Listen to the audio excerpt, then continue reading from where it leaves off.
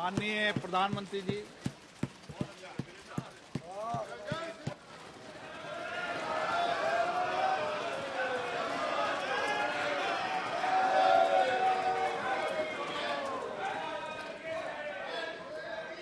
Please आपने बहिष्कार कर रखा है ना, तो आप जाइए प्लीज। ओके, प्लीज बैठ जाइए।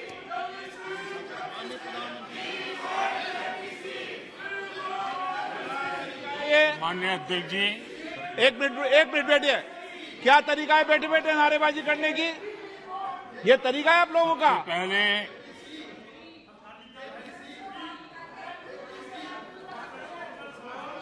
देखिए माननीय सदस्य, मैं पुनः आपको चेतावनी दे रहा हूं, नहीं तो मुझे नेम करना पड़ेगा आपको।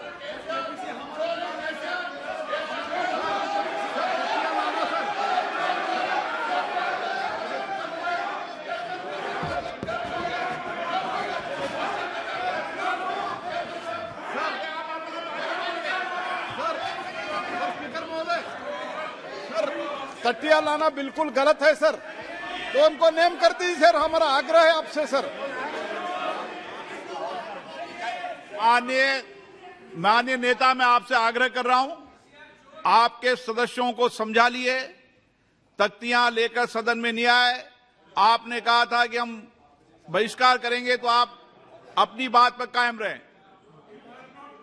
पिछले 3 दिन से कर रहा था साहब, हम लोग का डिमांड है जेपीसी को करने के लिए, जेपीसी डालने के लिए, और जेपीसी नहीं डाल रहे थे साहब। अभी हम लोग जो है ना प्रधानमंत्री जी का सामने भी हम लोग को जो ये मुद्दा को रखना चाहता था, आपका सामने भी रखा है और हाउस का सामने भी रखा है। अभी हम लोग जो है ना सर इस बात से जो है ना हम लोग वॉकआउट कर रहे हैं। ओके,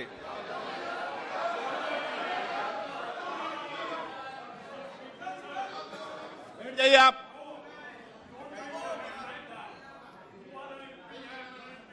ओके, माननीय प्रधानमंत्री जी।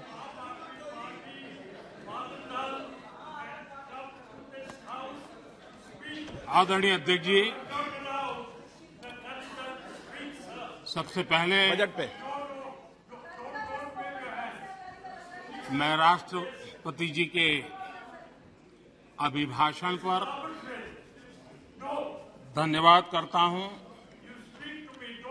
और ये मेरा सौभाग्य रहा है कि मुझे पहले भी कई बार राष्ट्रपति जी के अभिभाषण पर धन्यवाद करने का अवसर मिला है।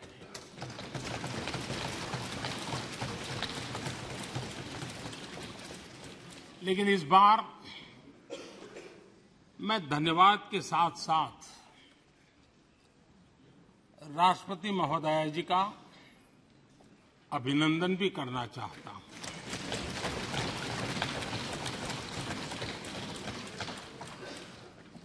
अपने विजनरी भाषण में राष्ट्रपति जी ने हम सबको और करोड़ों देशवासियों को मार्गदर्शन किया है। गणतंत्र के मुखिया के रूप में उनकी उपस्थिति ऐतिहासिक भी है और देश की कोटि कोटि बहन बेटियों के लिए बहुत बड़ा प्रेरणा का अवसर भी। आदरणीय राष्ट्रपति महोदया ने आदिवासी समाज का गौरव तो बढ़ाया ही है, लेकिन आज आजादी के इतने सालों के बाद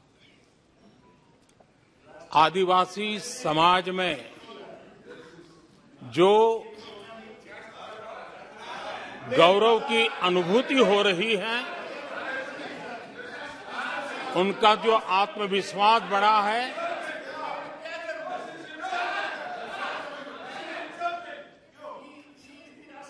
और इसके लिए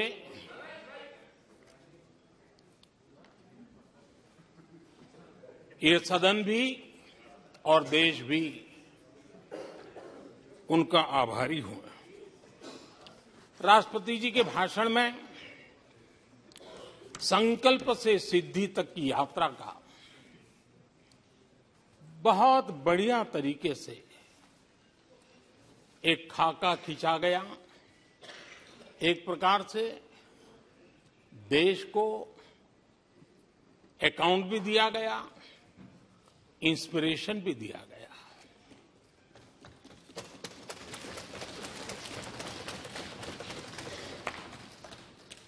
आदरणीय अध्यक्ष जी, यहां पर सभी माननीय सदस्यों ने इस चर्चा में हिस्सा लिया। हर किसी ने अपने अपने आंकड़े दिए, अपने अपने तर्क दिए और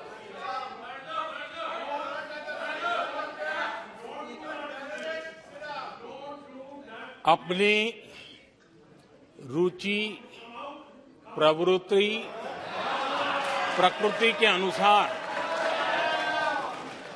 सबने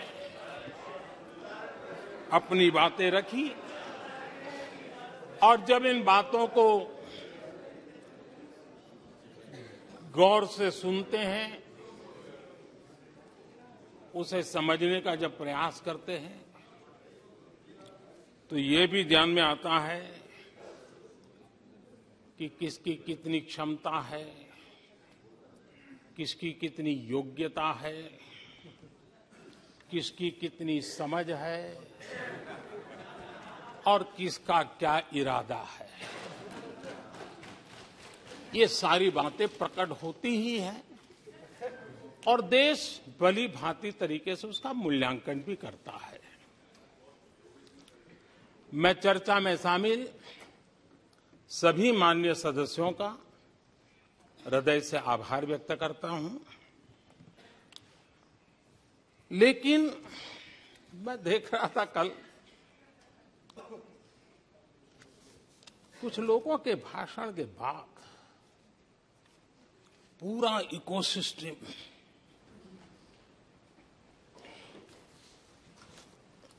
समर्थक उछल रहे थे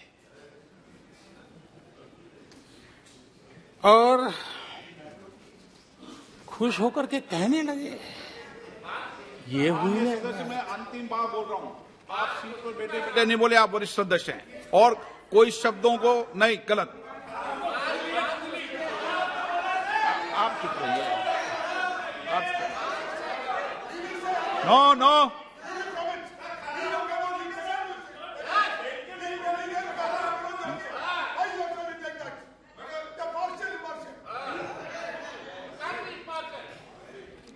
पूरा इकोसिस्टम उछल रहा था और कुछ लोग तो खुश होकर के कह रहे थे, ये हुई ना बात, बड़ा, शायद नींद भी अच्छी आई होगी, शायद आज उठ भी नहीं पाए होंगे।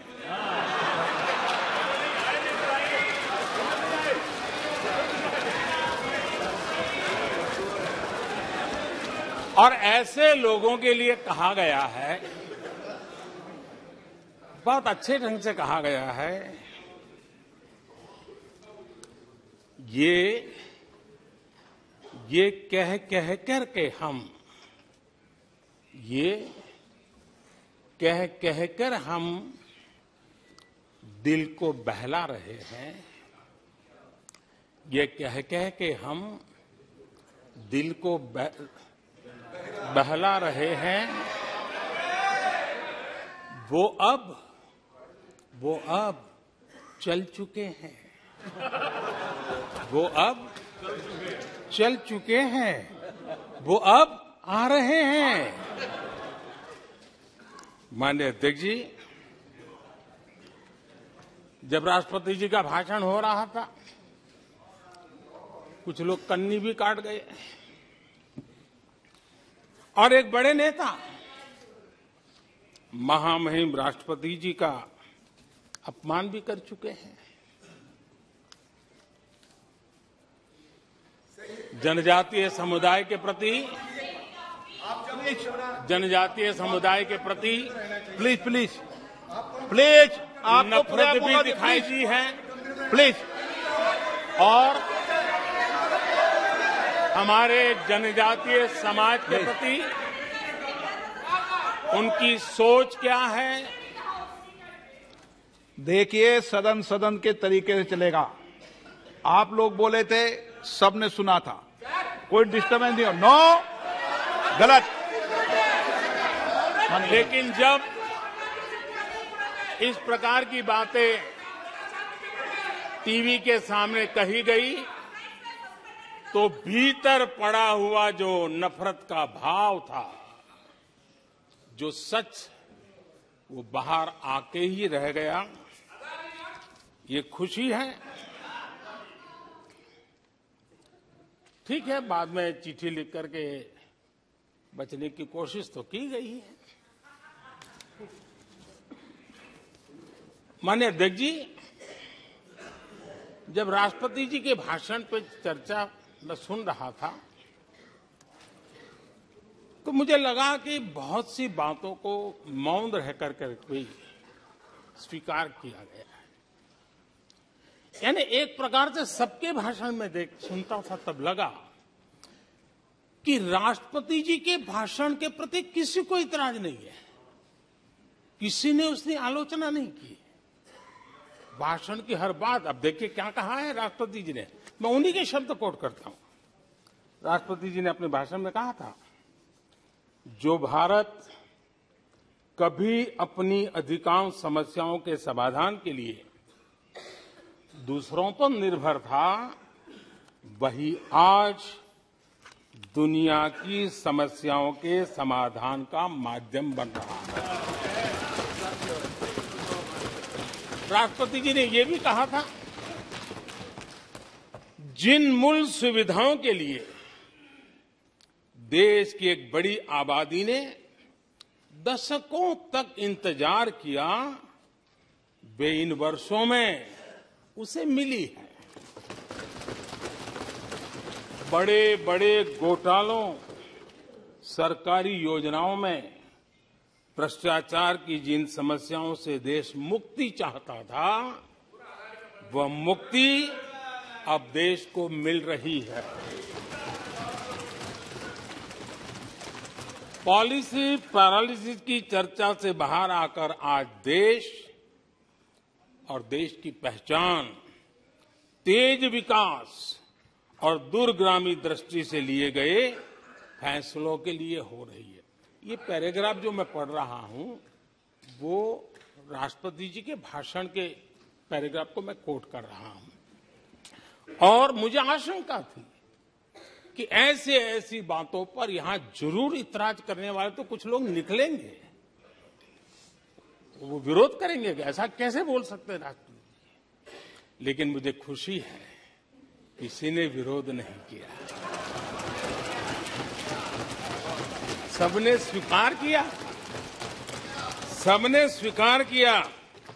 और माननीय अध्यक्ष जी, मैं 140 करोड़ देशवासियों का आभारी हूं कि सबके प्रयास के परिणाम आज इन सारी बातों को पूरे सदन में स्वीकृति मिली है। इससे बड़ा गौरव का विषय क्या हो। आदरणीय अध्यक्ष जी, सदन में हंसी मजाक, टीका टिप्पणी, नोक-झोंक, ये तो होता रहता है। लेकिन ये नहीं भूलना चाहिए कि आज राष्ट्र के रूप में गौरवपूर्ण अवसर हमारे सामने खड़े हैं। गौरव के क्षण हम जी रहे हैं। राष्ट्रपति जी के पूरे भाषण में जो बातें हैं, वो 140 करोड़ देशवासियों के सेलिब्रेशन का अवसर है। देश ने सेलिब्रेट किया है। माननीय अध्यक्ष जी, 100 साल में आई हुई ये भयंकर बीमारी, महामारी, दूसरी तरफ युद्ध की स्थिति, बटा हुआ विश्व, इस स्थिति में भी, इस संकट के माहौल में भी देश को जिस प्रकार से संभाला गया है, देश जिस प्रकार से संभला है, इससे पूरा देश आत्मविश्वास से भर रहा है, गौरव से भर रहा है। आदरणीय अध्यक्ष जी, चुनौतियों के बिना जीवन नहीं होता है, चुनौतियां तो आती हैं, लेकिन चुनौतियों से ज्यादा सामर्थ्यवान है 140 करोड़ देशवासियों का जज्बा। 140 करोड़ देशवासियों का सामर्थ्य चुनौतियों से भी ज्यादा मजबूत है, बड़ा है और सामर्थ्य से भरा हुआ है। इतनी बड़ी भयंकर महामारी, बटा हुआ विश्व, युद्ध के कारण हो रहे विनाश, अनेकों देशों में अस्थिरता का माहौल है, कई देशों में भीषण महंगाई है, बेरोजगारी, खाने पीने का संकट, और हमारे अड़ोस पड़ोस में भी जिस प्रकार से हालत बने हुई है, ऐसी स्थिति में माननीय अध्यक्ष जी, कौन हिंदुस्तानी इस बात पे गर्व नहीं करेगा कि ऐसे समय में भी देश दुनिया की 5वीं बड़ी अर्थव्यवस्था बना है।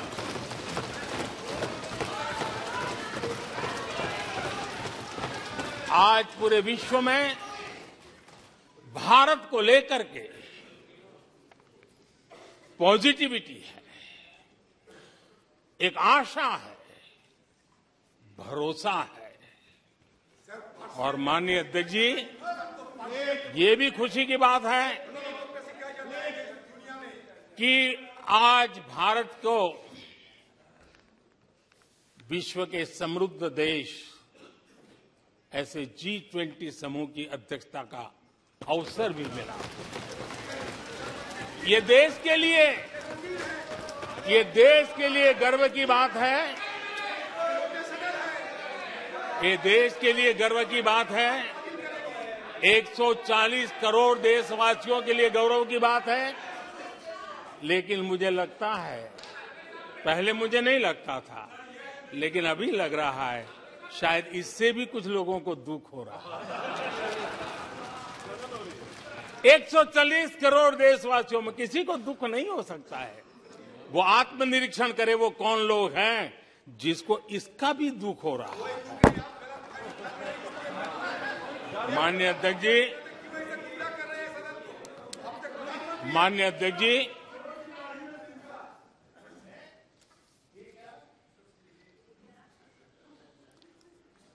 आज दुनिया की हर विश्वसनीय संस्था,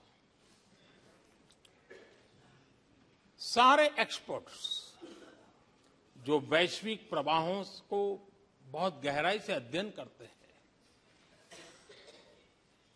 जो भविष्य का अच्छे से अनुमान भी लगा सकते हैं, उन सबको आज भारत के प्रति बहुत आशा है, विश्वास है और बहुत एक मात्रा में उमंग भी है। और आखिर ये सब क्यों? ऐसे ही तो नहीं है। आज पूरी दुनिया भारत की तरफ इस प्रकार से बड़ी आशा की नजरों से क्यों देख रही है? इसके पीछे कारण है। इसका उत्तर छिपा है भारत में आई स्थिरता में, भारत की वैश्विक साख में, भारत के बढ़ते सामर्थ्य में और भारत में बन रही नई संभावनाओं में। माननीय अध्यक्ष जी, हमारी रोजमर्रा की जिंदगी में जो बातें हो रही है, उसी को मैं अगर शब्दबद्ध करूं और कुछ बातें उदाहरण से समझाने की कोशिश करूं। अब आप देखिए, भारत में एक 2-3 दशक अस्थिरता के रहे, आज स्थिरता है, पॉलिटिकल स्टेबिलिटी है, स्टेबल गवर्नमेंट भी है और डिसिसिव गवर्नमेंट है।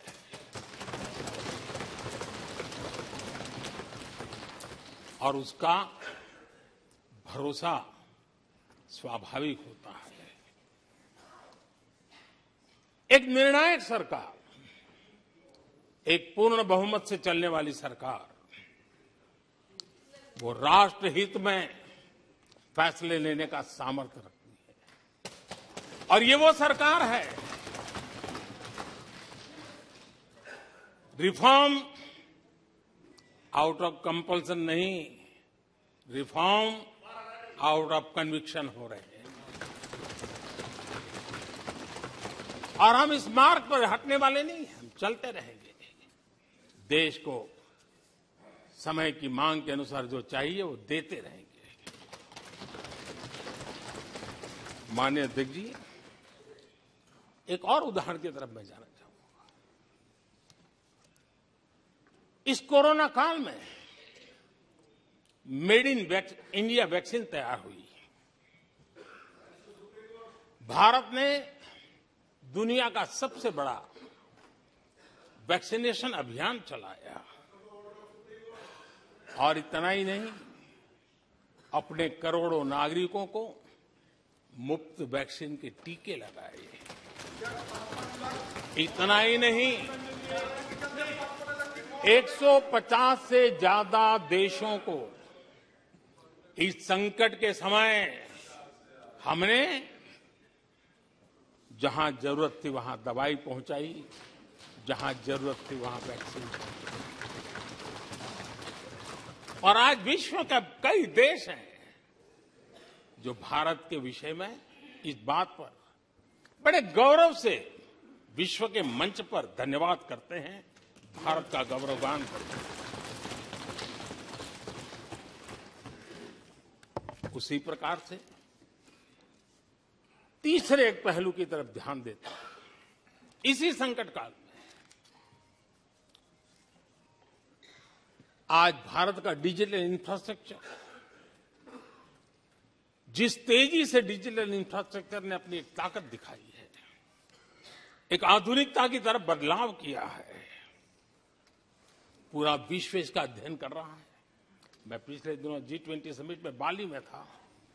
डिजिटल इंडिया की चारों तरफ वाहवाही हो रही थी और बहुत क्यूरियोसिटी थी कि देश कैसे कर रहा है। कोरोना काल में दुनिया के बड़े बड़े देश, समृद्ध देश, अपने नागरिकों को आर्थिक मदद पहुंचाना चाहते थे, नोटें छापते थे, बांटते थे, लेकिन बांट नहीं पाते थे। ये देश हैं जो एक फ्रिक्शन ऑफ सेकंड में लाखों करोड़ों रुपए देशवासियों के खाते में जमा करवा देता है। हजारों करोड़ रुपए ट्रांसफर हो जाते हैं। एक समय था छोटी छोटी टेक्नोलॉजी के लिए देश तरसता था। आज देश में बहुत बड़ा फर्क महसूस हो रहा है। टेक्नोलॉजी के क्षेत्र में देश बड़ी ताकत के साथ आगे बढ़ रहा है।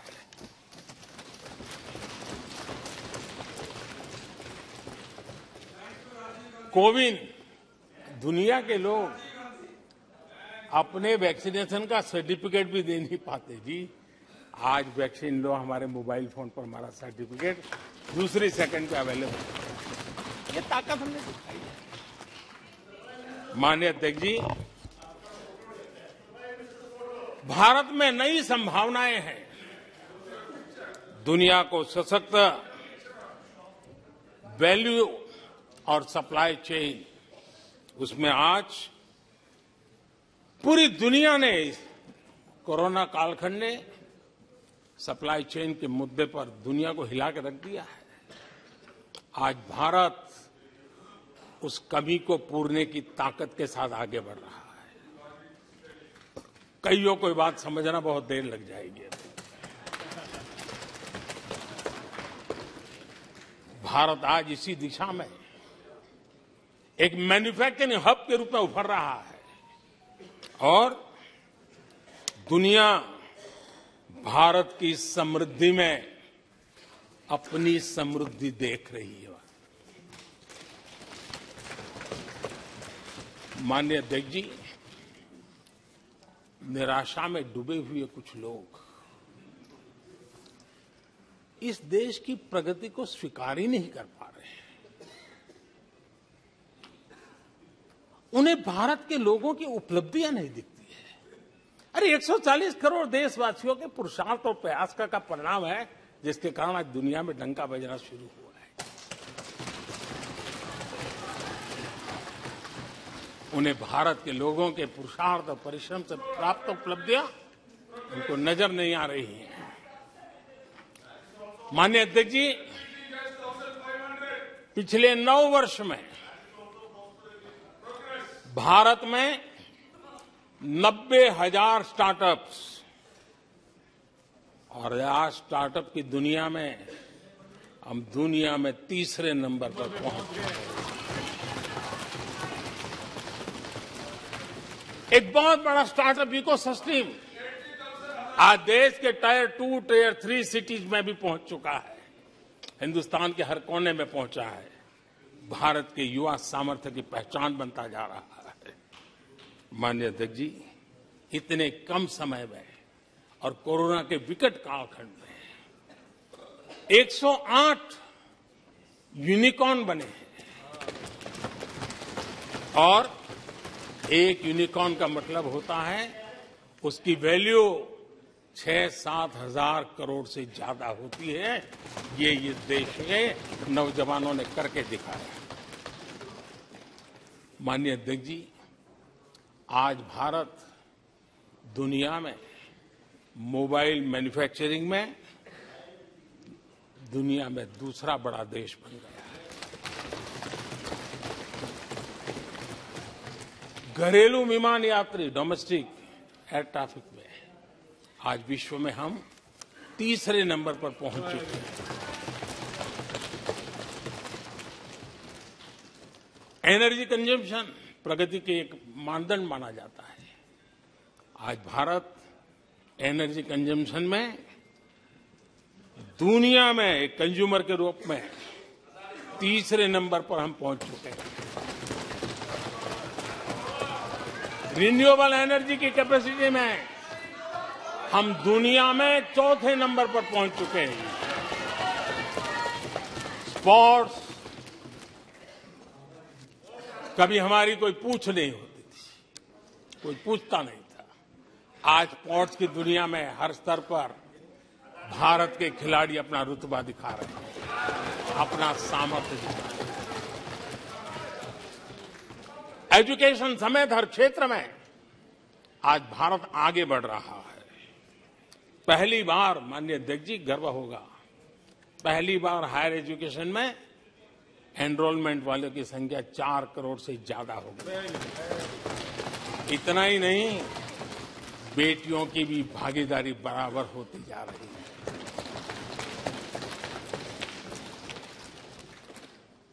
देश में इंजीनियरिंग हो, मेडिकल कॉलेज हो, प्रोफेशनल कॉलेजेस हो, उसकी संख्या बहुत तेजी से बढ़ रही है। स्पोर्ट्स के अंदर भारत का परचम ओलंपिक हो, कॉमनवेल्थ हो, हर जगह पे हमारे बेटे, हमारी बेटियों ने शानदार प्रदर्शन किया है। माननीय अध्यक्ष जी, किसी भी भारतीय को ऐसी अनेक बातें मैं गिना सकता हूं। राष्ट्रपति जी ने अपने भाषण में कई बातें कही हैं। देश में हर स्तर पर, हर क्षेत्र में, हर सोच में आशा ही आशा नजर आ रही है।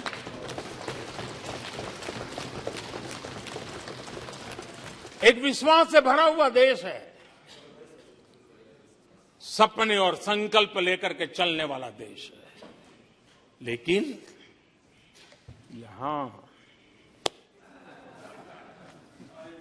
कुछ लोग ऐसे निराशा में डूबे हैं, ऐसे निराशा में डूबे हैं। काका हाथरसी ने एक बड़ी मजेदार बात कही थी। काका हाथरसी ने कहा था, आगा पीछा देखकर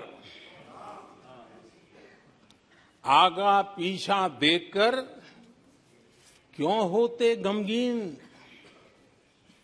जैसी जिसकी भावना वैसा दिखे सीन।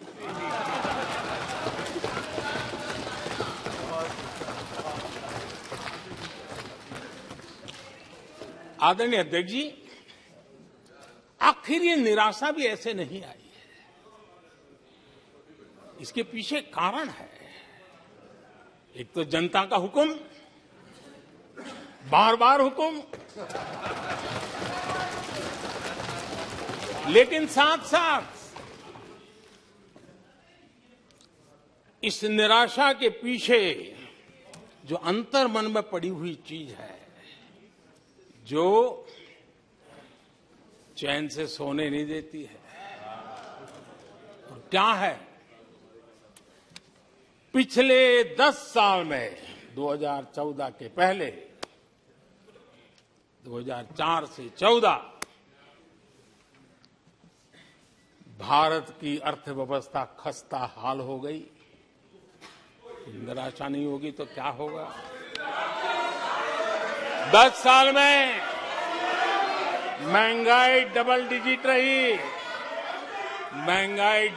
रही, और इसलिए कुछ अगर अच्छा होता है तो निराशा और उभर करके आती है।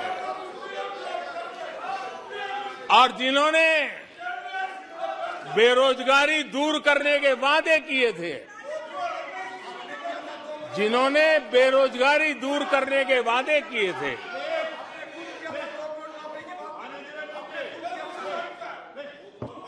माननीय अध्यक्ष जी,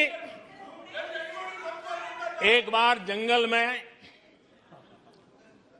2 नौजवान शिकार करने के लिए गए और वो गाड़ी में अपनी बंदूक नीचे उतार करके थोड़ा टहलने लगे।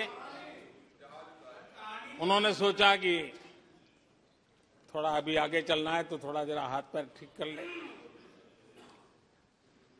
लेकिन गए थे तो बाघ का शिकार करने के लिए, और उन्होंने देखा आगे जाएंगे तो बाघ मिलेगा। लेकिन हुआ ये कि वहीं पर बाघ दिखाई दिया। अभी नीचे उतरे थे, अपनी गाड़ी में बंदूक वहीं पड़ी थी। बाघ दिखा, करे क्या?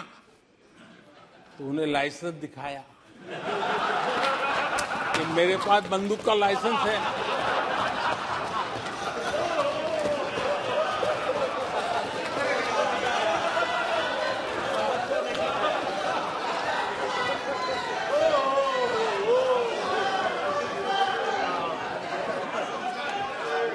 इन्होंने भी बेरोजगारी दूर करने के नाम पर एक कानून दिखाया, वो कानून बना दिया है।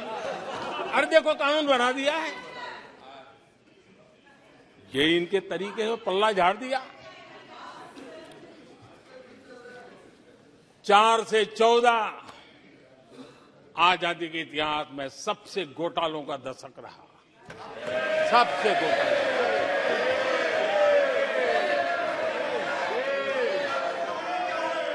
वही 10 साल, यूपीए के वो 10 साल, कश्मीर से कन्याकुमारी,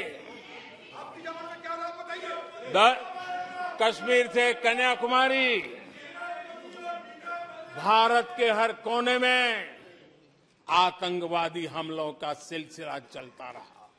10 साल हर नागरिक असुरक्षित था। चारों तरफ यही सूचना रहती थी कि कोई अनजानी चीज को हाथ मत लगाना, अनजानी चीज से दूर रहना, वही खबरें रहती थी। 10 साल में जम्मू कश्मीर से लेकर नॉर्थ ईस्ट तक हिंसा ही हिंसा, देश उसका शिकार हो गया था। उस 10 साल में भारत की आवाज ग्लोबल प्लेटफॉर्म पर इतनी कमजोर थी कि दुनिया सुनने तक तैयार नहीं। आदरणीय अध्यक्ष जी, इनकी निराशा का कारण ये भी है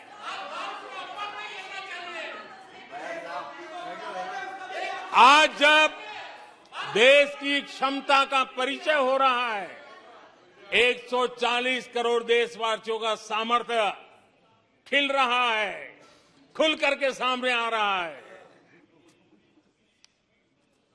लेकिन देश का सामर्थ्य तो पहले भी था, लेकिन 4 से लेकर 14 तक इन्होंने वो अवसर गंवा दिया। और यूपीए की पहचान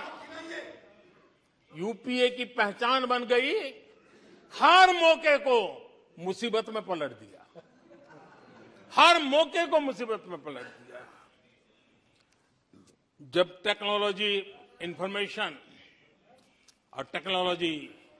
इंफॉर्मेशन का युग बड़ी तेजी से बढ़ रहा था, उछल रहा था, उसी समय ये 2G में फंसे रहे।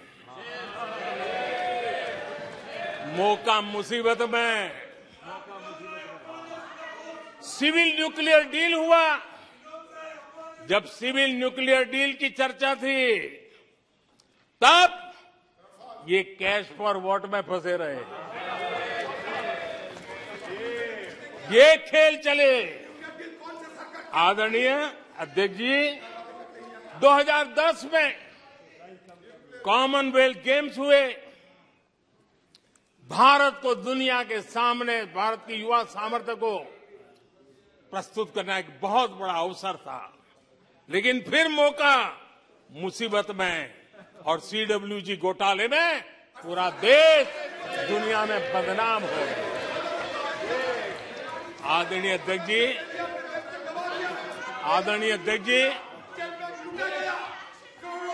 सदी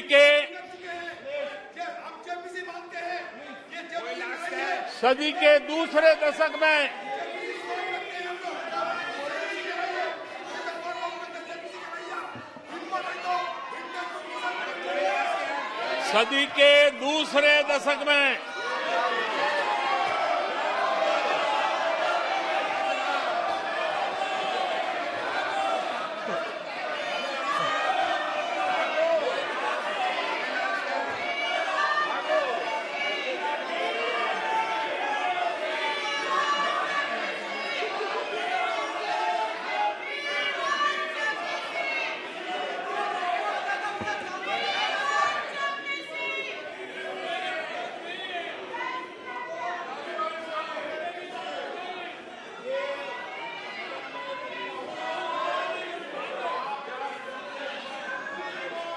उचित नहीं है। ये संसदीय परंपराओं के अनुरूप नहीं है। आप बिना तथ्यों के बोलते हैं और फिर सुनते नहीं हैं। प्लीज बैठिए। नो, बैठिए। No no no no no. आदरणीय अध्यक्ष जी, ऊर्जा का किसी भी देश के विकास में अपना एक महात्म्य होता है, और जब दुनिया में भारत की ऊर्जा शक्ति के उभार की दिशा में चर्चा की जरूरत थी, इस सदी के दूसरे दशक में हिंदुस्तान की चर्चा ब्लैकआउट के नाते हुई। पूरे विश्व में ब्लैकआउट के वो दिन चर्चा के केंद्र में आ गए। कोयला घोटाला चर्चा में आ गया। आदरणीय अध्यक्ष जी, देश पर इतने आतंकी हमले हुए, 2008 के हमलों को कोई भूल नहीं सकता है, लेकिन आतंकवाद पर सीना तान कर, आंख में आंख मिला करके हमले करने का सामर्थ्य नहीं था, उसे चुनौती को चुनौती देने की ताकत नहीं थी, और उसके कारण आतंकवादियों के हौसले बुलंद होते गए और पूरा देश 10 साल तक खून बहता रहा मेरे देश के निर्दोष लोगों का। वो दिन गए थे। आदरणीय अध्यक्ष जी, जब एलओसी एलएसी भारत के सामर्थ्य की ताकत का अवसर रहता था, उस समय डिफेंस डील को लेकर के हेलीकॉप्टर घोटाले और सत्ता को कंट्रोल करने वाले लोगों के नाम उसमें चिन्हित हो गए। आदरणीय अध्यक्ष जी, जब देश के लिए जरूरत थी और निराशा के मूल में ये चीजें पड़ी हुई है, सब उभर करके आ रहा है। आदरणीय अध्यक्ष जी, इस बात को हिंदुस्तान हर पल याद रखेगा कि 2014 के पहले का जो दशक था, द लॉस्ट डेकेड के रूप में जाना जाएगा, और इस बात को इनकार नहीं कर सकते कि 2030 का जो दशक है, ये इंडियाज डेकेड है पूरे विश्व के लिए। आदरणीय अध्यक्ष जी, थैंक यू शशि जी।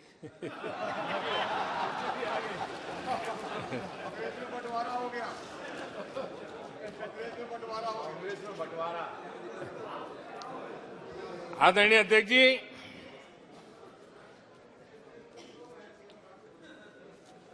लोकतंत्र में आलोचना का बहुत महत्व मैं मानता हूं, और मैं हमेशा मानता हूं कि भारत जो कि मदर ऑफ डेमोक्रेसी है, सदियों से हमारे यहां लोकतंत्र हमारी रगों में पनपा हुआ है, और इसलिए मैं हमेशा मानता हूं कि आलोचना एक प्रकार से लोकतंत्र की मजबूती के लिए, लोकतंत्र के संवर्धन के लिए, लोकतंत्र के स्पिरिट के लिए आलोचना एक शुद्धि यज्ञ है। उस रूप में हम आलोचना को देखने वाले हैं। लेकिन दुर्भाग्य से बहुत दिनों से मैं इंतजार कर रहा हूं, कोई तो मेहनत करके आएगा,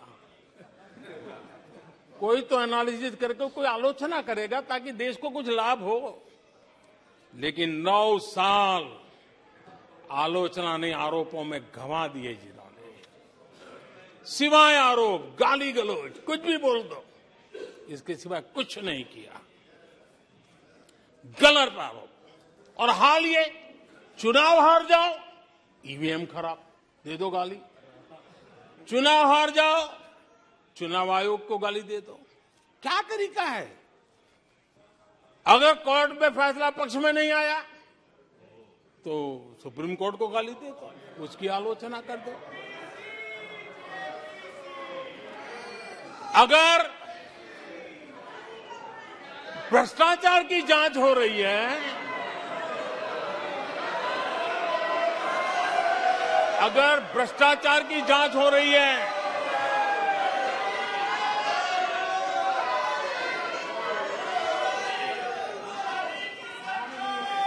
माननीय अध्यक्ष जी, अगर भ्रष्टाचार की जांच हो रही है तो जांच एजेंसियों को गाली दो। अगर सेना पराक्रम करे, सेना अपना शौर्य दिखाए और वो नैरेटिव देश के जन जन के अंदर एक नया विश्वास पैदा करे, तो सेना की आलोचना करो, सेना को गाली दो, सेना पर आरोप करो।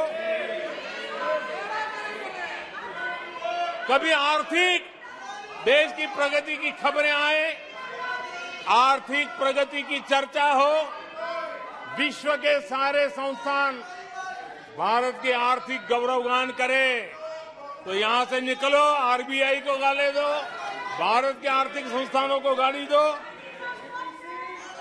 आदरणीय अध्यक्ष जी, हमने 9 साल देखा है माननीय कंस्ट्रक्टिव क्रिटिसिज्म की जगह। माननीय आप सदन के नेता हैं, आप माननीय सदस्यों को समझा दें। लोकतंत्र के लिए जिसकी ये आवश्यकता है, संसदीय परंपरा के अनुरूप नहीं है कि बैठे बैठे बोलें। नो, गलत, नो, नो, आपने भी बोला है, गलत तरीका है ये। नो, बैठ जाइए, गलत तरीका है। ना, जब सदन के नेता बोल रहे हैं तो आपको मर्यादा से सुनना चाहिए। प्लीज बैठिए। माननीय प्रधानमंत्री जी। माननीय अध्यक्ष जी, पिछले 9 साल हमने देखा है कुछ लोगों की बैंक्रप्सी को देखा है कि कंस्ट्रक्टिव क्रिटिसिज्म की जगह कंपल्सिव क्रिटिक्स ने ले ली है, और ये कंपल्सिव क्रिटिक्स इसी में डूबे हुए हैं, खोए हुए हैं। माननीय अध्यक्ष जी,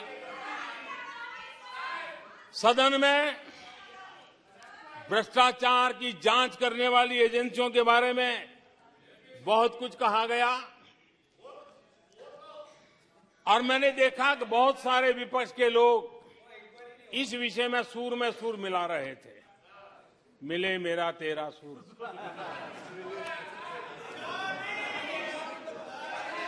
आदरणीय अध्यक्ष जी, मुझे लगता था देश की जनता, देश के चुनाव के नतीजे ऐसे लोगों को जरूर एक मंच पर लाएंगे, लेकिन वो तो हुआ नहीं। लेकिन इन लोगों ने ईडी का धन्यवाद करना चाहिए कि ईडी के कारण ये लोग एक मंच पे आए हैं। ईडी ने एक लोगों को एक मंच पर ला दिया है।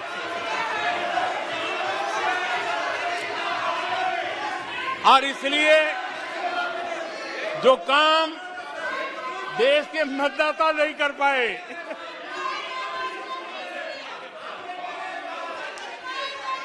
आदरणीय अध्यक्ष जी, मैं कई बार सुन रहा हूं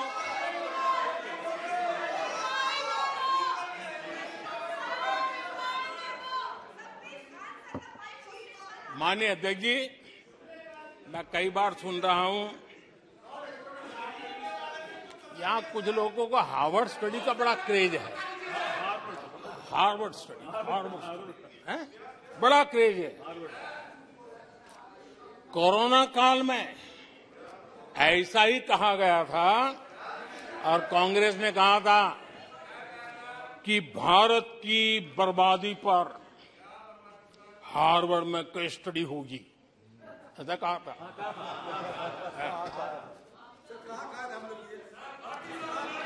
और कल फिर सदन में हार्वर्ड यूनिवर्सिटी में स्टडी की बात कल फिर हुई। लेकिन माननीय अध्यक्ष जी, बीते वर्षों में माननीय अध्यक्ष जी, बीते वर्षों में हार्वर्ड में एक बहुत बढ़िया स्टडी हुई है, बहुत इंपॉर्टेंट स्टडी हुई है। और उस स्टडी है, उसका टॉपिक क्या था मैं जरूर सदन को बताना चाहूंगा, और ये स्टडी हो चुकी है। स्टडी है the rise and decline of India's Congress party. ये स्टडी हो चुका है, और मुझे विश्वास है अध्यक्ष जी, मुझे विश्वास है भविष्य में कांग्रेस की बर्बादी पर सिर्फ हार्वर्ड नहीं, बड़े बड़े विश्वविद्यालयों में अध्ययन होना ही होना है, और डुबाने वाले लोगों पर भी होने वाला है। आदरणीय अध्यक्ष जी, मैं ऐसे लोगों के लिए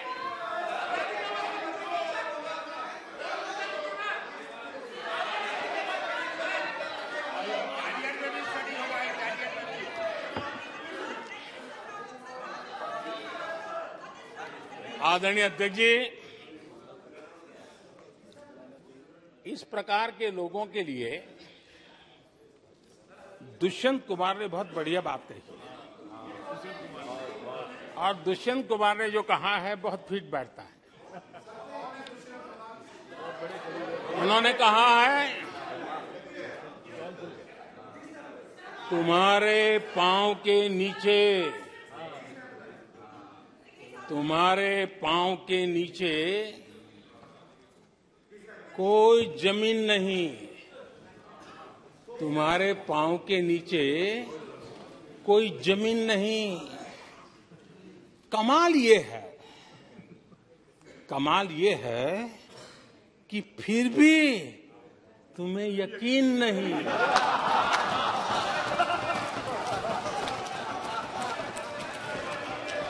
माननीय अध्यक्ष जी,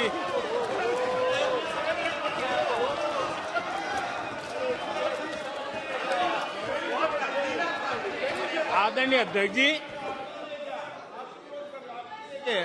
सुनो फिर। आदरणीय अध्यक्ष जी, ये लोग बिना सर पैर की बातें करने के आदी होने के कारण उनको ये भी याद नहीं रहता है कि वो खुद का कितना कॉन्ट्राडिक्शन कहते हैं। कभी एक बात, कभी दूसरी बात, कभी एक तरफ, कभी दूसरी तरफ। हो सकता है वो आत्मचिंतन करके खुद के अंदर जो विरोधाभास है उसको भी तो ठीक करेंगे। अब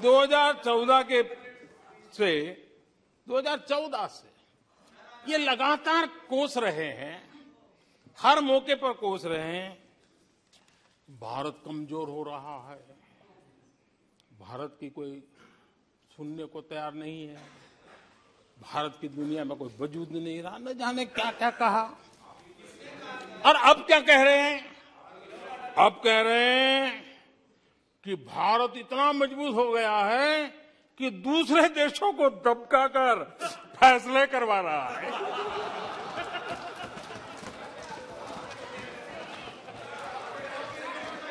अरे पहले ये तो तय करो भाई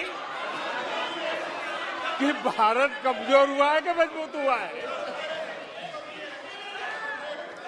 माननीय अध्यक्ष जी,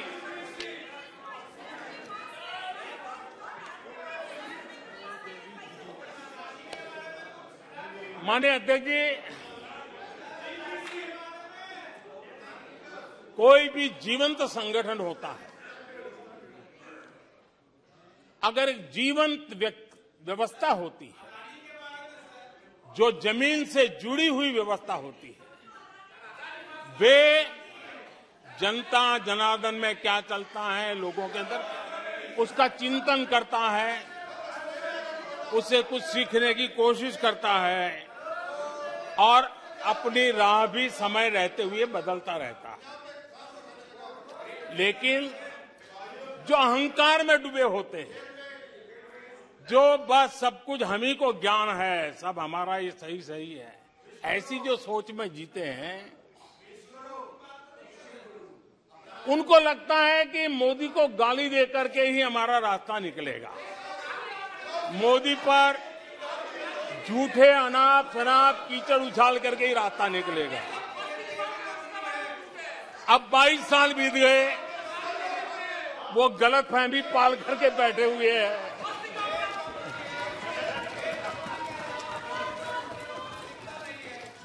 आदरणीय अध्यक्ष जी, मोदी पे भरोसा अखबार की सुर्खियों से पैदा नहीं हुआ है। मोदी पे ये भरोसा टीवी पर चमकते चेहरों से नहीं हुआ है। जीवन खपा दिया है, पल पल खपा दी है, देश के लोगों के लिए खपा दी है, देश के उज्जवल भविष्य के लिए खपा दी है।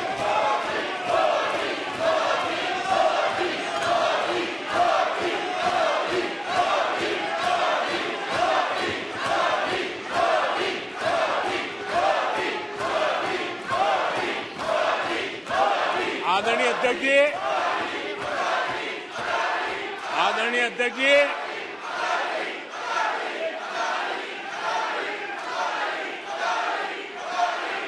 आदरणीय अध्यक्ष जी,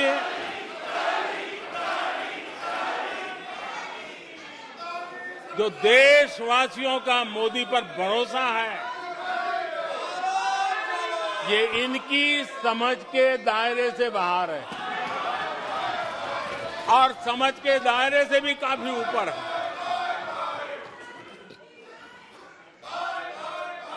क्या ये झूठे आरोप लगाने वालों पर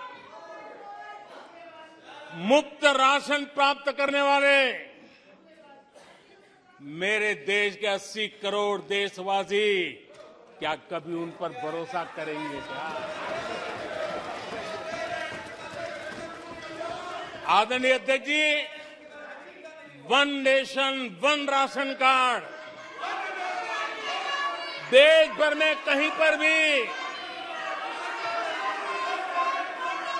गरीब से गरीब को भी जब राशन मिल जाता है, वो आपकी झूठी बातों पर, आपके गलत गलीच आरोपों पर कैसे भरोसा करेगा? आदरणीय अध्यक्ष जी, जिस किसान के खाते में साल में 3 बार पीएम किसान सम्मान निधि के 11 करोड़ किसानों के खाते में पैसा जमा होते हैं, वो आपकी गालियां, आपके झूठे आरोपों पर विश्वास कैसा करेगा? आदरणीय अध्यक्ष जी, जो कल फुटपाथ पर जिंदगी जीने के लिए मजबूर था, जो झुग्गी झोपड़ी में जिंदगी बसर करता था, ऐसे 3 करोड़ से ज्यादा लोगों को पक्के घर मिले हैं। उनको तुम्हारी ये गालियां, ये तुम्हारे झूठी बातें क्यों वो भरोसा करेगा? अध्यक्ष जी, आदरणीय अध्यक्ष जी, 9 करोड़ लोगों को मुफ्त गैस का कनेक्शन मिला है, वो आपकी झूठ को कैसे स्वीकार करेगा? 11 करोड़ बहनों को इज्जत घर मिला है, शौचालय मिला है, वो आपके झूठ को कैसे स्वीकार करेगा? आदरणीय अध्यक्ष जी, आजादी के 75 साल बीत गए, 8 करोड़ परिवारों को आज नल से जल मिला है, वो माताएं तुम्हारे झूठ को कैसे स्वीकार करेगी? तुम्हारी गलतियों को, गालियों को कैसे स्वीकार करेगी? आयुष्मान भारत योजना से 2 करोड़ परिवारों को मदद पहुंची है, जिंदगी बच गई है उनकी। मुसीबत के समय मोदी काम आया है, तुम्हारी गालियां को वो कैसे स्वीकार करेगा? कैसे स्वीकार करेगा? आदरणीय अध्यक्ष जी, आपकी गालियां, आपके आरोपों को इन कोटि आदरणीय अध्यक्ष जी, आपकी गालियों को, आपके आरोपों को इन कोटि भारतीयों से होकर के गुजरना पड़ेगा, जिनको दशकों तक मुसीबतें में जिंदगी जीने के लिए तुमने मजबूर किया था। आदरणीय अध्यक्ष जी, कुछ लोग अपने लिए, अपने परिवार के लिए बहुत कुछ तबाह करने पर लगे हुए हैं, अपने लिए, अपने परिवार के लिए जी रहे हैं। मोदी तो 25 करोड़ देशवासियों के परिवार का सदस्य है।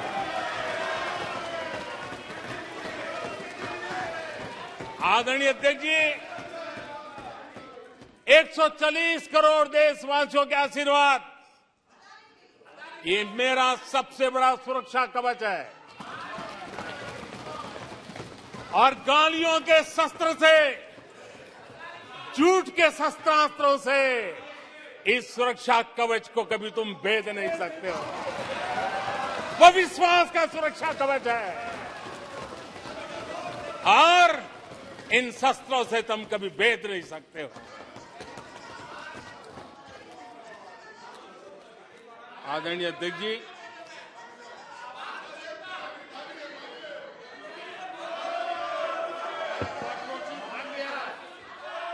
आने सदस्य प्लीज।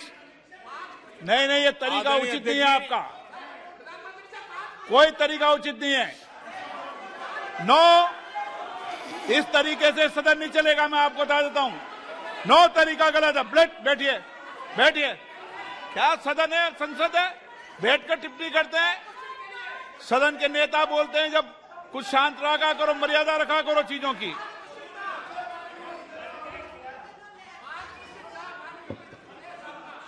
आदरणीय अध्यक्ष जी, हमारी सरकार कुछ बातों के लिए प्रतिबद्ध है। समाज के वंचित वर्ग को वरीयता, उस संकल्प को लेकर के हम जी रहे हैं, उस संकल्प को लेकर के चल रहे हैं। दशकों तक दलित, पिछड़े, आदिवासी जिस हालत में उनको छोड़ दिया गया था, वो सुधार नहीं आया जो संविधान निर्माताओं ने सोचा था, जो संविधान निर्माताओं ने निर्दिष्ट किया था। 2014 के बाद गरीब कल्याण योजनाओं का सर्वाधिक लाभ मेरे इन्हीं परिवारों को मिला है। दलित, पिछड़ों, आदिवासी की बस्तियों में पहली बार, मानिए थे कि पहली बार बिजली पहुंची है। मीलों तक पानी के लिए जाना पड़ता था, पहली बार नल से जल पहुंच रहा है, इन परिवारों में पहुंच रहा है। माननीय अध्यक्ष जी, अनेक परिवार, कोटि कोटि परिवार पहली बार पक्के घर में आज जा पाए हैं, वहां रह पाए हैं। आदरणीय अध्यक्ष जी, जो बस्तियां आपने छोड़ दी थी, आपके लिए चुनाव के समय ही जिसकी याद आती थी, आज सड़क हो, बिजली हो, पानी हो, इतना ही नहीं 4G कनेक्टिविटी भी वहां पहुंच रही है। आदरणीय अध्यक्ष जी, पूरा देश गौरव कर रहा है। आज एक आदिवासी राष्ट्रपति के रूप में जब देखते हैं, पूरा देश गौरवगान कर रहा है। आज देश में आदि जाति समूह के नर नारी, जिन्होंने मातृभूमि के लिए जीवन तर्पण कर दिए, आजादी के जंग का नेतृत्व किया, उनका पुण्य स्मरण आज हो रहा है और हमारे आदिवासियों का गौरव दिवस मनाया जा रहा है। और हमें गर्व है कि ऐसी महान हमारे आदिवासी परंपरा के प्रतिनिधि के रूप में एक महिला देश का नेतृत्व कर रही है, राष्ट्रपति के रूप में काम कर रही है। हमने उनका हक दिया है। आदरणीय जी,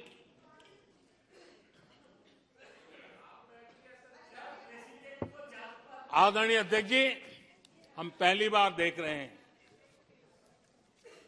एक बात ये भी सही है, हम सबका समान अनुभव है, सिर्फ मेरा ही ऐसा है ऐसा नहीं, आपका भी है। हम सब जानते हैं कि जब मां सशक्त होती है तो पूरा परिवार सशक्त होता है। जब मां सशक्त होती है तो परिवार सशक्त होता है, परिवार सशक्त होता है तो समाज सशक्त होता है, और तभी जाकर के देश सशक्त होता है। और मुझे संतोष है कि माताएं, बहनों, बेटियों को सबसे ज्यादा सेवा करने का सौभाग्य हमारी सरकार को मिला है। हर छोटी मुसीबत को दूर करने का प्रामाणिक पूर्वक प्रयास किया है। बड़ी संवेदनशीलता के साथ उस पर हमने ध्यान केंद्रित किया है। आदरणीय अध्यक्ष जी, कभी कभी मजाक उड़ाया जा रहा है, ऐसा कैसा प्रधानमंत्री है, लाल किले पर से टॉयलेट की बातें करता है, बड़ी मजाक उड़ाई गई। आदरणीय अध्यक्ष जी, ये टॉयलेट, ये इज्जतघर, इन मेरी माताओं बहनों की क्षमता, उनकी सुविधा, उनका सुरक्षा का सम्मान करने वाली बात। इतना ही नहीं मानिए अध्यक्ष जी, जब मैं सैनिटरी पैड की बात करता हूं तो लोगों को लगता है अरे प्रधानमंत्री ऐसे विजय में क्यों जाते हैं। माननीय अध्यक्ष जी, सैनिटरी पैड्स के अभाव में गरीब बहन बेटियों के अपमान सहती थी, बीमारियों का शिकार हो जाती थी। माताओं बहनों को धुएं में दिन के कई घंटे बिताने पड़ते थे, उनका जीवन धुएं फंसा रहता था, उसे मुक्ति दिलाने का काम उन गरीब माताओं बहनों को करने का सौभाग्य हमें मिला है। जिंदगी खप जाती थी, आधा समय पानी के लिए, आधा समय केरोसिन की लाइन के अंदर खपे रहते थे। आज उसे मुक्ति देने का संतोष, उन माताओं बहनों को मुक्ति देने का संतोष।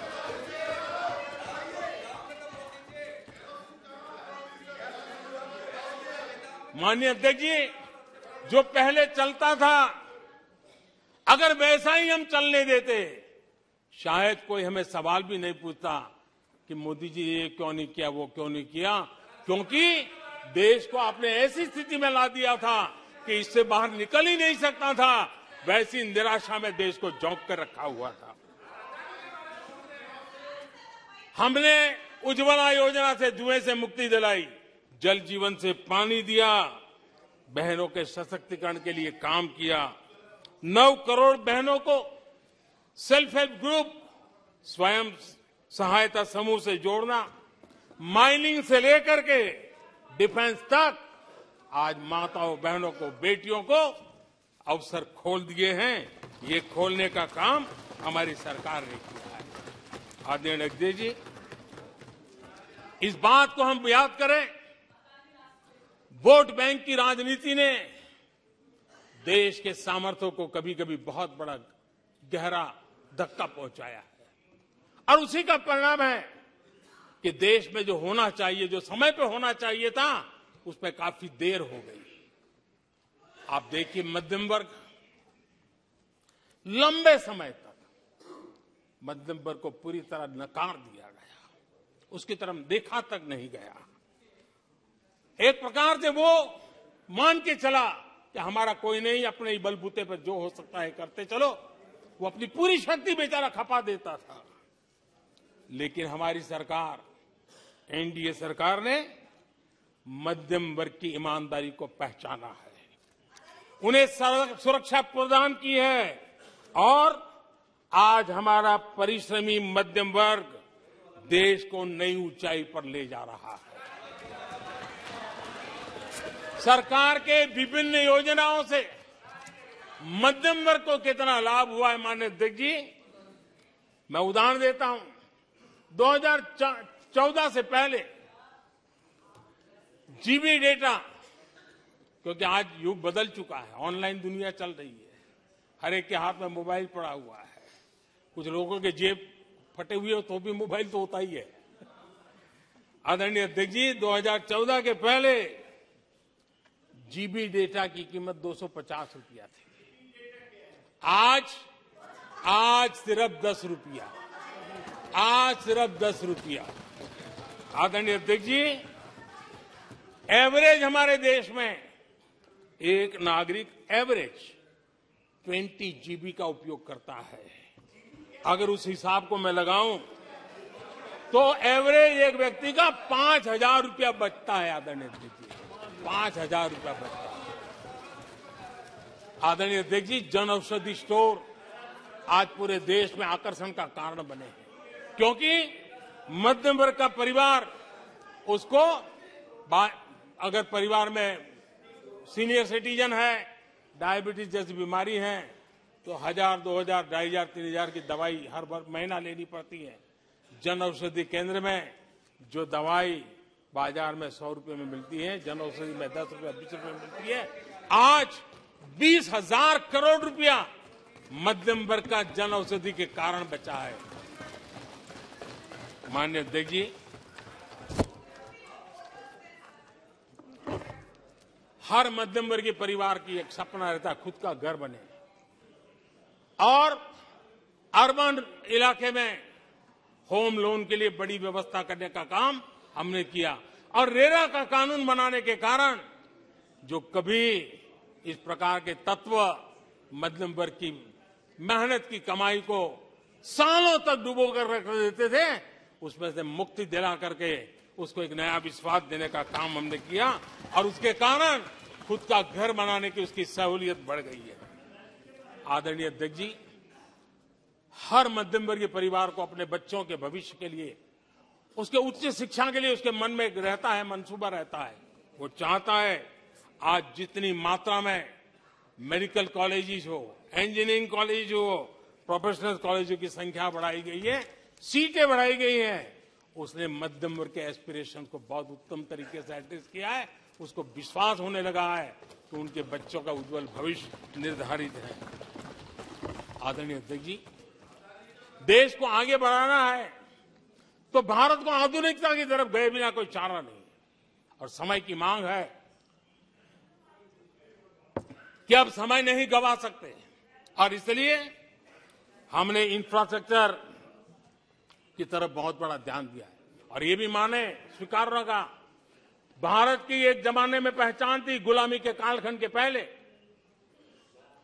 गुलामी के कालखंड के पहले ये देश आर्किटेक्चर के लिए, इंफ्रास्ट्रक्चर के लिए दुनिया में उसकी एक ताकत थी, पहचान थी। गुलामी के कालखंड में सारा नष्ट हो गया। देश आजाद होने के बाद वो दिन दोबारा में आएगा ऐसी आशा थी, लेकिन वो भी समय बीत गया।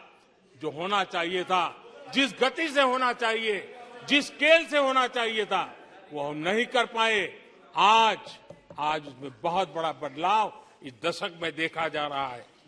सड़क हो, समुद्री मार्ग हो, व्यापार हो, वाटरवेज हो, हर क्षेत्र में आज इंफ्रास्ट्रक्चर का कायाकल्प देख रहा है।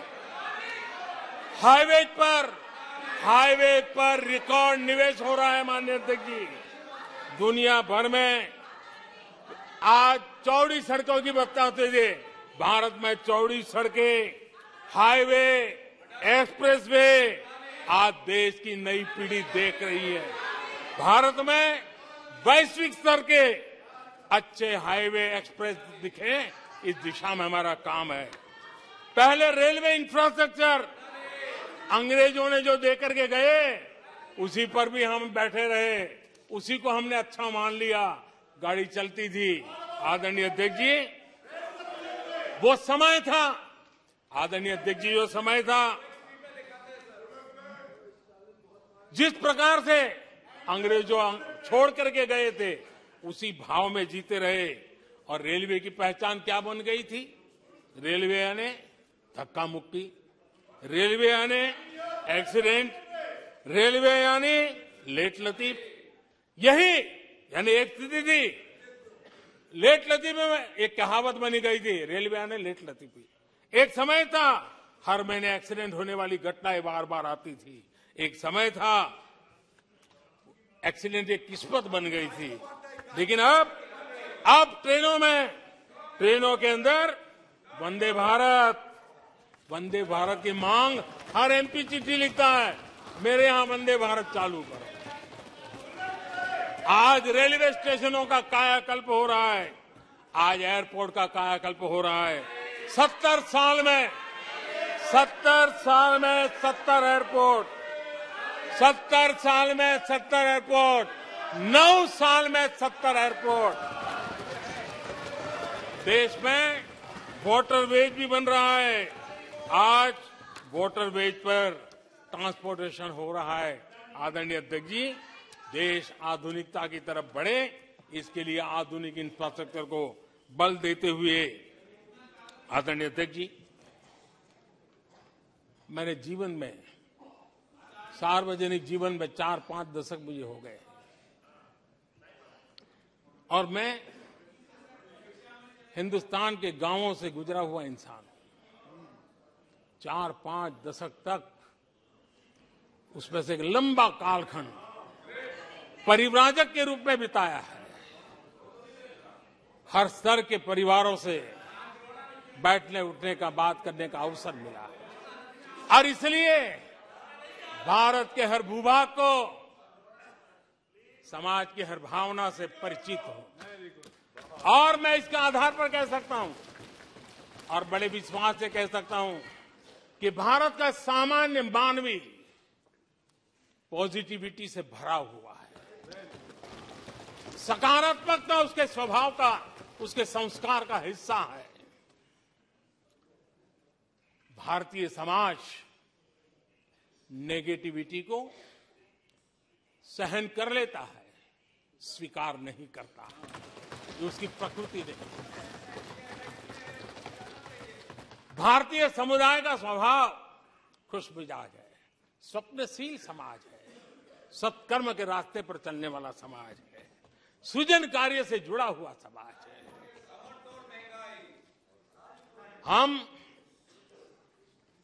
मैं आज कहना चाहूंगा, जो लोग सपने लेकर के बैठे हैं कि कभी यहां बैठते थे, फिर कभी मौका मिलेगा, ऐसे लोग जरा 50 बार सोचें, अपने तौर तरीकों पर जरा पुनर्विचार करें। लोकतंत्र में आपको भी आत्मचिंतन करने की आवश्यकता है। आधार आज डिजिटल लेन देन का सबसे बड़ा महत्वपूर्ण अंग बन गया। आपने उसको भी निराधार करके रख दिया था, अब उसके भी पीछे पड़ गए थे। उसको भी रोकने के लिए कोर्ट कचहरी तक को छोड़ा नहीं था। जीएसटी को न जाने क्या क्या कह दिया गया, पता नहीं, लेकिन आज हिंदुस्तान की अर्थव्यवस्था को और सामान्य मानवी को जीवन सुगम बनाने में जीएसटी ने एक बहुत बड़ी भूमिका अदा की। वो जमा एचएएल को कितनी गालियां दी गई, किस प्रकार से बड़े बड़े फोरम का मिसयूज किया गया।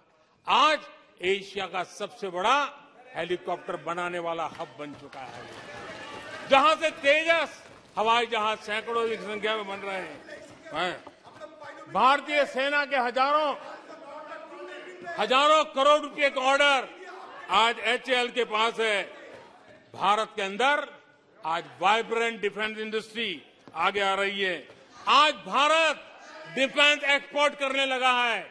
माननीय अध्यक्ष जी, हिंदुस्तान के हर नौजवान को गर्व होता है। निराशा में डूबे हुए लोगों से अपेक्षा नहीं है। आदरणीय अध्यक्ष जी, आप जानते हैं भली भांति, समय सिद्ध कर रहा है, जो कभी यहां बैठते थे वो वहां जाने के बाद भी फेल हुए हैं। वहां जाने के बाद भी फेल हुए और देश पास होता जा रहा है, डिस्टिंक्शन पे जा रहा है। और इसलिए समय की मांग है कि आज निराशा में डूबे हुए लोग थोड़ा स्वस्थ मन रख के आत्मचिंतन करें। आदरणीय अध्यक्ष जी, यहां जम्मू कश्मीर की भी चर्चा हुई, जम्मू कश्मीर की भी चर्चा हुई, और जो अभी अभी जम्मू कश्मीर घूम कर गए उन्होंने देखा होगा कितने आन बान शान के साथ आप जम्मू कश्मीर में जा सकते, घूम सकते, फिर सकते। आदरणीय अध्यक्ष जी, पिछली शताब्दी के उत्तरार्ध में, आदरणीय अध्यक्ष जी, पिछली शताब्दी के उत्तरार्ध में मैं भी जम्मू कश्मीर में यात्रा लेके गया था और लाल चौक में तिरंगा फहराने का संकल्प लेकर के चला था। और तब आतंकवादियों ने पोस्टर लगाए थे, आतंकवादियों ने पोस्टर लगाए थे उस समय, और कहा था कि देखते हैं किसने अपनी मां का दूध पिया है जो लाल चौक में आके तिरंगा फहराता है। पोस्टर लगे थे। और उस दिन वो 24 जनवरी थी, मैंने जम्मू के अंदर बड़ी सभा में कहा था, अध्यक्ष जी, मैं पिछली शताब्दी की बात कर रहा हूं और तब मैंने कहा था आतंकवादी कान खोल करके सुन ले। उस दिन मैंने कहा था आतंकवादी कान खोल करके सुन ले। 26 जनवरी को ठीक 11 बजे मैं लाल चौक पहुंचूंगा, बिना सिक्योरिटी आऊंगा, बुलेट प्रूफ जैकेट के बिना आऊंगा और फैसला लाल चौक में होगा किसने अपनी मां का दूध पिया।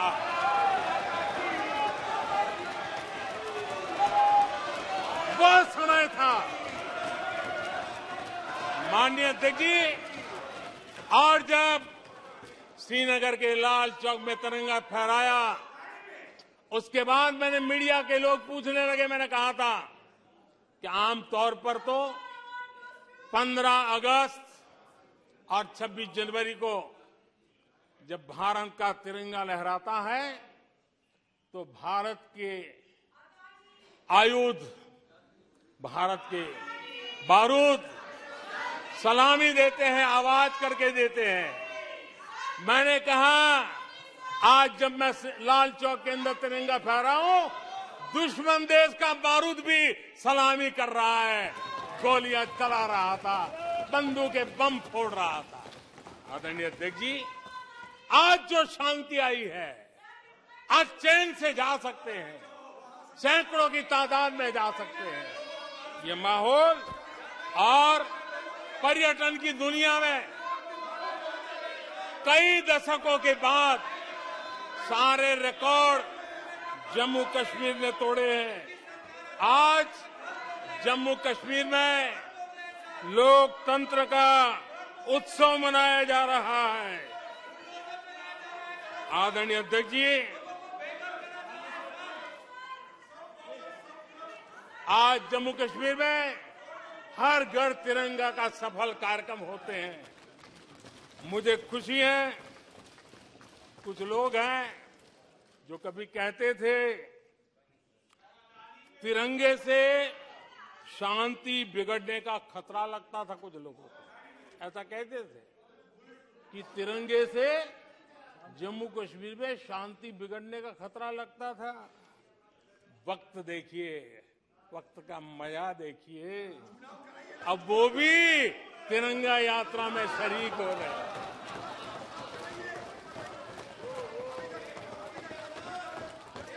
और आदरणीय अध्यक्ष जी, अखबारों में एक खबर आई थी जिसकी तरफ ध्यान नहीं गया होगा।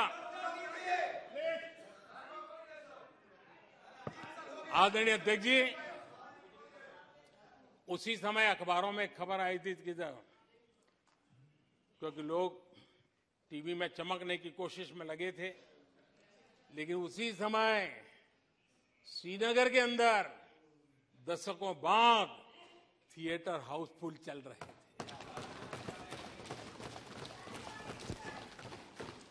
और अलगाववादी दूर दूर तक नजर नहीं आते थे। अब ये भी देश ने देखा है। आदरणीय अध्यक्ष जी, अभी हमारे साथी आकर ही हमारे माननीय सदस्य नॉर्थ ईस्ट के लिए कह रहे थे। मैं कहूंगा जरा एक बार नॉर्थ ईस्ट हो आइए। आपके जमाने का नॉर्थ ईस्ट और आज के जमाने का नॉर्थ ईस्ट देखिए। आधुनिक चौड़े हाईवे हैं, रेल की सुख सुविधा वाली सफर है, आप आराम से हवाई जहाज से जा सकते हैं। नॉर्थ ईस्ट के हर कोने में आज बड़ी, और मैं गर्व के साथ कहता हूं, आजादी का 75 साल मना रहे हैं, तब मैं गर्व से कहता हूं 9 साल में करीब 7500 7,500 7,500 जो हथियार के रास्ते पर चल पड़े थे, ऐसे लोगों ने सरेंडर किया और अलगाववादी प्रवृत्ति छोड़ करके मुख्य धारा में आने का काम किया है। आदरणीय अध्यक्ष जी, आज त्रिपुरा में लाखों परिवारों को पक्का घर मिला है, उसकी खुशी में मुझे शरीक होने का अवसर मिला। जब मैंने मैंने त्रिपुरा में हीरा योजना की बात कही थी, तब मैंने कहा था हाईवे, हाईवे, रेलवे और एयरवे, ये हीरा का आज सफलतापूर्वक त्रिपुरा की धरती पर मजबूती नजर आ रही है। त्रिपुरा तेज गति से आज भारत की विकास यात्रा का भागीदार बना है। आदरणीय अध्यक्ष जी, मैं जानता हूं सच सुनने के लिए भी बहुत सामर्थ्य लगता है। आदरणीय अध्यक्ष जी, झूठे गंदे आरोपों को सुनने के लिए भी बहुत बड़ा धैर्य लगता है और मैं इन सबका अभिनंदन करता हूं जिन्होंने धैर्य के साथ गंदी से गंदी बातें सुनने का ताकत दिखाई है। ये अभिनंदन के अधिकारी हैं। लेकिन जो सच सुनने का सामर्थ्य नहीं रखते हैं, वो कितनी निराशा की गर्त में डूब चुके होंगे, इसका देश आज सबूत देख रहा है। माननीय अध्यक्ष जी,